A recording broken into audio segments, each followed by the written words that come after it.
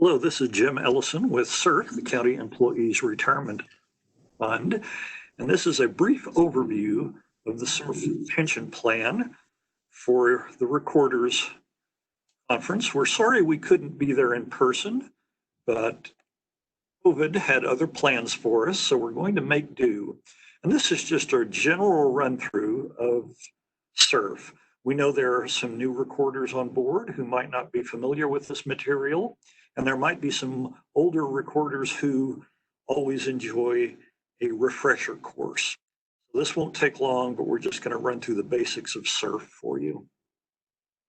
You can see from this screen that we're up to almost 11,000 participants, which is way more than we had anticipated when CERF was created back in 1994. I think a really nice feature of this slide is the average monthly benefit is $552.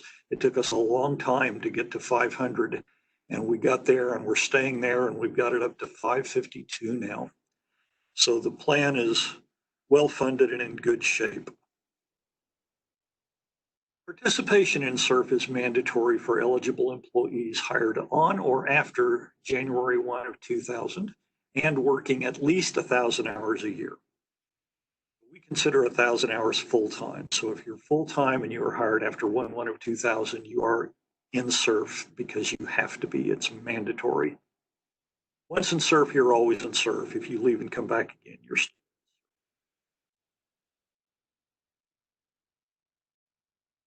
Employees make contributions based on their hire date and their logger's status. You're hired before 2/25 of 02 and you're a loggers employee, you're grandfathered in. You do not have to contribute in CERF. If you're a non-loggers employee hired before 2/25 of 02, you're contributing 2% to the CERF.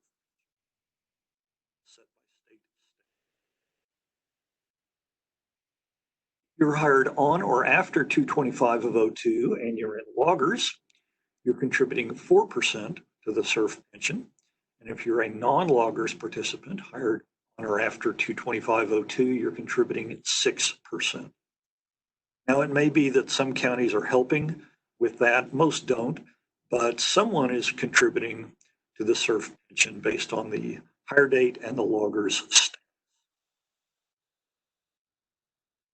At retirement time, loggers participants are going to receive slightly less than non-loggers. They're contributing 2/3 as much, so they're going to get 2/3 as much from the CERF, which is only fair. We saw that 4% versus the 6%, so that's where this. Loggers participants do receive a little less from the CERF pension. However, they come out ahead in the long run because they do have two pensions. They have CERF and loggers. So even though the CERF portion is slightly less, they still come out ahead in the long run by having two pension plans. The goal of any plan is to become vested, which means you have a right. CERF, you are vested at 8 consecutive years at 1,000 hours or more per year. Loggers has different rules, but CERF is 8 years. When I designed this slide, I tried to find a magic 8 ball to make you remember, and this is as close as I could find. So that might help you remember the magic number with CERF is 8. If you leave the county before becoming vested, you do receive a full refund of any contributions you had paid into the pension plan. So if you stay 8 years, you'll get a pension. If you don't stay 8 years, you'll get a refund of the money you had contributed. Let's say you are vested, you've got your 8 years in. We pay full pension benefits at age 62 or older. You can begin receiving your pension as early as age 55 at an actuarially reduced amount. 55 is the earliest you could take it. The formula looks at how long did you work and how much did you earn, and at 62 you get that full amount. Prior to 62 you get a fraction of that.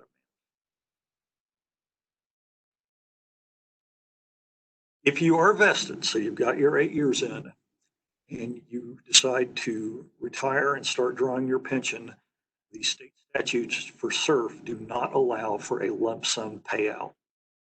You will get a pension, but it will be monthly payments. That's the only way the state statutes allow if you are vested. If you're non-vested, you will get a full refund of those pension payments. Vested, it will only be monthly payments. While you're still employed with the county, there are a couple of things to keep in mind. There's a $10,000 death benefit in effect for anyone who's actively on the payroll. So if you were to die while actively employed, whoever you have as your beneficiary, that benefit goes away when you stop working for the county. While you're on the books, $10,000 death benefit. Please keep those beneficiaries current, by the way. We're going to pay whoever you have listed as your beneficiary, and we hope it's someone you want listed. If you're married and vested, so you've got your 8 years and you are married, if you were to die while employed, there would be the $10,000 death benefit, and your spouse is entitled to a 50% survivor benefit. So half of what your pension would have been is going to go to your survivor. If you're single and vested, so you've got your 8 years, but you're not married, and you were to die while employed, there would be the $10,000 death benefit, plus your beneficiary would receive a full refund of any contributions you had made. The CERF member portal is a great way to keep track of what's going on in CERF. We encourage you to go there and log in. It's at mocerf.org, M-O-C-E-R-F. You'll click on member portal. You will need a member ID number. If you don't have that, please call our office and we will walk you through how to do that. 632. Member portal allows you to view your annual statements, look at your beneficiaries, change your beneficiaries, look at your employment history, and so forth. If you've retired and you're receiving your benefit, you can go online if you ever want to change the tax withholding amount. It's easy to do from the website. You can also run a benefit calculation. If you're still working and you want to know what your benefits might be once you retire, you can do that on the member portal if you're comfortable doing it. If not, call our office. Our benefit specialist will be glad to do that for you. The CERF savings plan is completely separate from the CERF pension. The savings plan is voluntary. It's a defined contribution plan. It allows you to save money on a pre-tax basis, and it's an extra source of income after you retire, separate from the pension. If you choose to be in the 457 plan, your money would go to the 457 account. That's just an IRS code for a defined contribution plan for state and municipal workers. A really nice feature of this plan is it traditionally does pay a match. Match goes to a 401A. If you choose to be in the savings plan, your money goes to the 457 and the match money goes to the 401A. Also, any non-loggers employee must contribute 0.7% to the 401A. That's just a state statute.